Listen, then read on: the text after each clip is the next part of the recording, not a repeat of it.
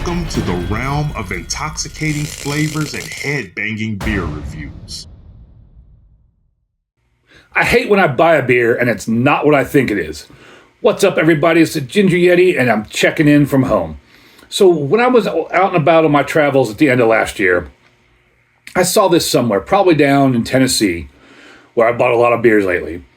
I was like, oh, Super Dr. Robot. That's got to be a new beer. That's got to be some sort of different version of Dr. Robot. Because I've had Dr. Robot before.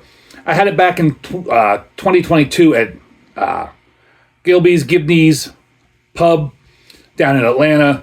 I was down there for pre-production for Apocalyptica. We went out one night and I had this beer along with some others at that pub. But I was like, oh, cool, this is going to be a different version of that.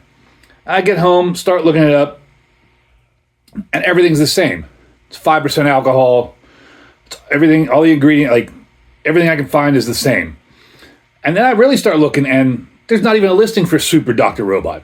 Nothing on Untappd says Super Dr. Robot. All you can find is Dr. Robot. Nothing on Beer Advocate. Not even online anywhere. Not even on the brewery's website. And then I realized, I think they just call this Super Dr. Robot because it's this stupid big stovepipe can, and that's why they call it Super. So this is a 1 pint, 3.2 ounce can, which is what, like 19.2 ounce, the stovepipes. Not really enamored with these stovepipe cans. But this is so they just call it Super because it's a bigger can. That's the only thing I can think of. Because there is nothing online why this would be called Super or be any different than regular Dr. Robot. So this is the Berry Lemon Sour. At least I haven't done a review on it yet, so it's not a total waste. I don't know where I picked this up at.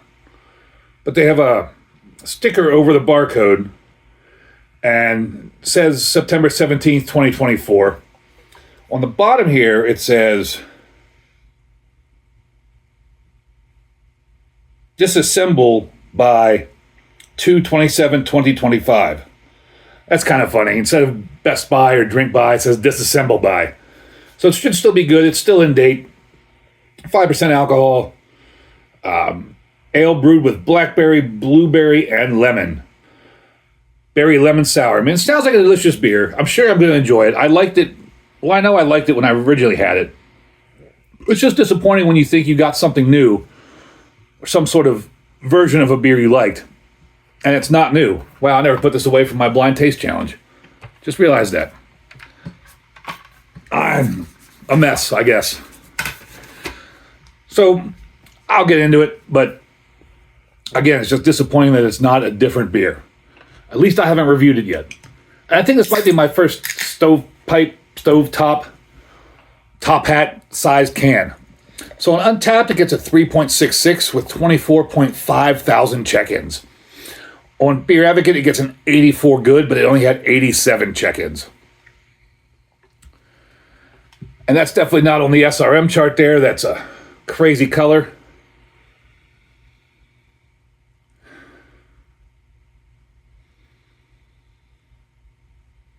Not really getting anything on the nose. I mean, maybe a very, very fine, subtle, almost imperceptible berry scent, but there's nothing there. And that is kind of a berry cooler. Looks like a wine cooler, if you're old enough to remember wine coolers. Kind of looks like a wine cooler poured into the glass with a pink head. And that head's just kind of most like with some fisheye bubbles popping out here and there. It's not too loud, but I can hear it dissipating as I'm talking. Again, that's not on the SRM chart. But it does look nice for a sour. Still can't believe that there's no perceptible scent of anything whatsoever, except for maybe it's my imagination, but some slight berry. See how it tastes. Cheers, everybody.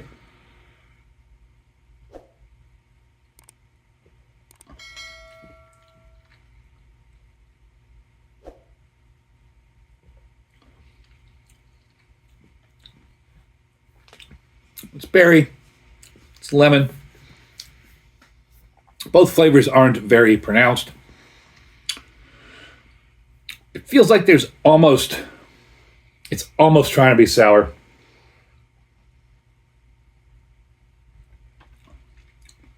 Like, it's like that meaning, like, oh, you almost had it. You can start to taste almost a little bit of sour, a little bit of tartness, and then it's just not there. And it turns into like kind of a dry, not bitter, but almost a bland taste.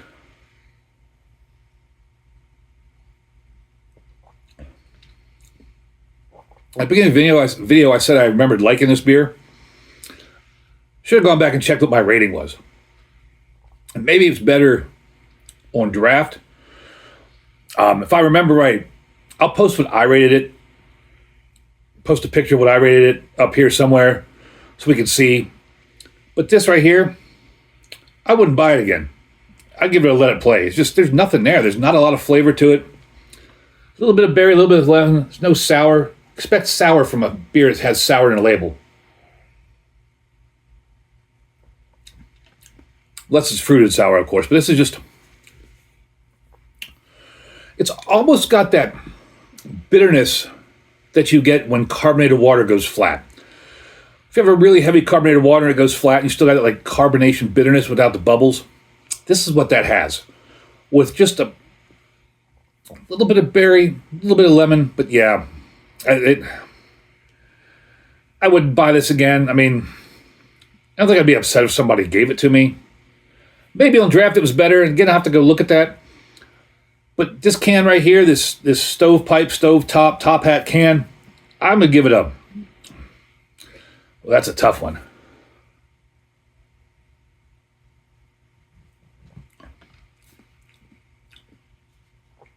Give it a let it play. It's not awful. It's not a sink pour. It's just disappointing. Disappointed that it wasn't a different beer.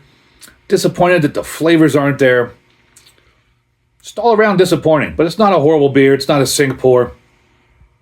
Hey, have you had this beer before?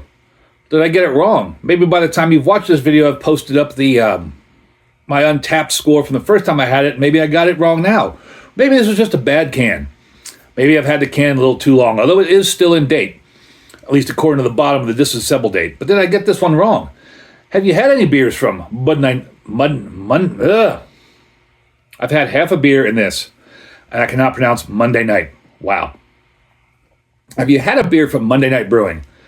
How was it? Let me know down below in the comments. And as always, embrace the adventure.